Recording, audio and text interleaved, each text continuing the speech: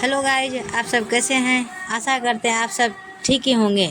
तो आज का कहानी है हलष्टी व्रत की दो कथाएं। आज भाद्रपद मास की षष्ठी तिथि है और आज के ही दिन हल छठ या हल षष्ठी का पवित्र त्यौहार मनाया जाता है। भाद्रपद माह के कृष्ण पक्ष की षष्ठी को यह पर्व भगवान श्री कृष्ण के बड़े भाई श्री बलराम जी के जन्मोत्सव के रूप में मनाया जाता है। इसी दिन श्री बलराम जी का जन्म हुआ था। हल षष्ठी की व्रत रखने और इसकी व्रत कथा सुनने से मनुष्य के जाने अनजाने सारे पाप किए गए नष्ट हो जाते हैं और सारे मनोकामनाएं पूर्ण हो जाती है। आइए बिना देरी किए हुए हर षष्ठी की पहली कथा को रसपान करते हैं। कथा को सुनने से पहले कमेंट बॉक्स में हल छठ माता की जय अवश्य लिखें। प्राचीन काल में एक ग्वालिन थी। उसका प्रसव काल अत्यंत निकट था। एक ओर वह प्रसव से व्याकुल थी तो दूसरी ओर उसका मन गोरस दूध दही बेचने में लगा हुआ था। उसने सोचा कि यदि प्रसव हो गया तो गोरस यूं ही पड़ा रह जाएगा। यह सोचकर उसने दूध दही के घड़े सिर पर रखे और बेचने के लिए चल दी। किंतु कुछ दूर पहुंचने पर उसे असहनीय प्रसव पीड़ा हुई। वह एक झड़बेरी की ओट में चली गई और वहां एक बच्चे को जन्म दिया। वह बच्चे को वहीं छोड़कर पास के गांवों में दूध दही बेचने चली गई। संयोग से उस दिन हल षष्ठी थी। गाय भैंस के मिश्रित दूध को केवल भैंस का दूध बताकर उसने सीधे साधे गांव वाले को में बेच दिया। उधर जिस झड़बेरी के नीचे उसने बच्चे को छोड़ा था उसके समीप ही खेत में एक किसान हल जोत रहा था। अचानक उसके बैल भड़क उठे और हल का फल शरीर में घुसने से वह बालक मर गया। इस घटना से किसान बहुत दुखी हुआ। फिर भी उसने हिम्मत और धैर्य से काम लिया। उसने झड़बेरी के कांटों से ही बच्चे के चिरे हुए पेट में टाँके लगाए और उसे वहीं छोड़कर चला गया। कुछ देर बाद ग्वालिन दूध बेचकर वहां आ पहुंची। बच्ची की ऐसी दशा देखकर उसे समझते देर नहीं लगी कि यह सब उसके पाप की सजा है। वह सोचने लगी कि यदि मैंने झूठ बोलकर गाय का दूध ना बेचा होता और गांव की स्त्रियों का धर्म भ्रष्ट न किया होता तो मेरे बच्चों की यह दशा ना होती। अतः मुझे लौटकर सब बातें गांव वाले को बताकर प्रायश्चित करना चाहिए। ऐसा निश्चित कर वह उस गांव में पहुंची जहां उसने दूध दही बेचा था।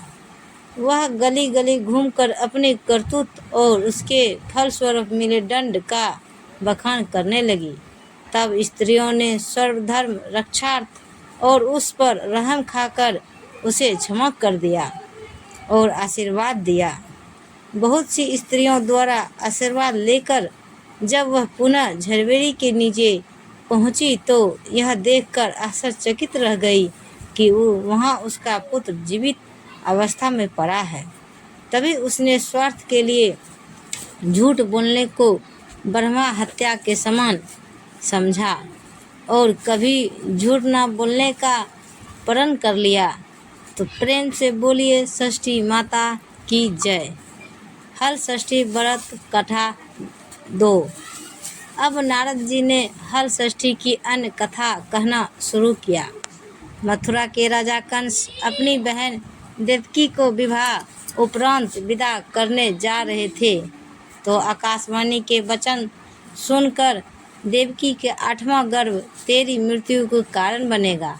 अपनी बहन बहनोई को कारागार में डाल दिया। वासुदेव देवकी के 6 पुत्रों को एक एक कर कंस ने मार डाला। जब 7वें बच्चे के जन्म का समय नजदीक आया तो देवर्षि नारद जी वासुदेव और देवकी से मिलने पहुँचे। और उनके दुख का कारण जानकर देवकी को हलष्ठी देवी के व्रत रखने की सलाह दी। देवकी ने नारद जी से हलष्ठी व्रत की महिमा और कथा पूछी तो नारद पुरातन कथा कहना प्रारंभ किया।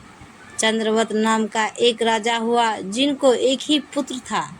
राजा ने राहगीरों के लिए एक तालाब खुदवाया, किंतु उसमें जल न रहा, सूख गया। राहगीर उस रास्ते गुजरते और सूखे तालाब को देखकर राजा को गाली देते थे। इस खबर को सुनकर राजा दुखित हुआ कि मैंने तालाब खुदवाया, मेरा धन व धर्म दोनों ही व्यर्थ गया। उसी रोज रात राजा को स्वप्न में वरुण देव ने दर्शन देकर कहा, यदि तुम अपने पुत्र का बलि तालाब में दोगे तो जल भर जाएगा। सुबह राजा ने स्वप्न में कही बात दरबार में सुनाया और कहा कि मेरा धन और धर्म भले ही व्यर्थ हो जाए, पर मैं अपने पुत्र की बलि नहीं दूंगा। यह बात लोगों से होता हुआ राजकुमार तक पहुंचा तो वह सोचने लगा कि यदि मेरी बलि से तालाब में पानी आ जाए तो लोगों का भला होगा। यह सोचकर राजकुमार अपनी बलि देने तालाब में बैठ गया। अब वह तालाब पानी से लबालब भर गया। जल के जीव जंतुओं से तालाब परिपूर्ण हो गया। एकलौते पुत्र के बलि हो जाने की से राजा दुखी होकर वन को चला गया। वहाँ 5 स्त्रियां व्रत कर रही थी, जिसे देखकर राजा ने पूछा, आप लोग कौन सा व्रत और क्यों कर रही हो? पूछने पर स्त्रियों ने हलष्ठी व्रत की संपूर्ण विधि विधान बतलाई। उसे सुनकर राजा वापस नगर को गया और अपनी रानी के साथ उस व्रत को किया। व्रत के प्रभाव से राजपुत्र तालाब से जीवित बाहर निकल आया। राजा परिवार सहित हलष्ठी माता की जयकार कर सुखपूर्वक निवास करने लगा। तो प्रेम से बोले हलष्ठी माता की जय। ऐसे ही वीडियो देखने के लिए हमारे चैनल को सब्सक्राइब करें और वीडियो को लाइक ज़रूर करें। धन्यवाद। तो गाइज मिलते हैं अगले वीडियो के साथ। तब तक बाय बाय, जय हिंद।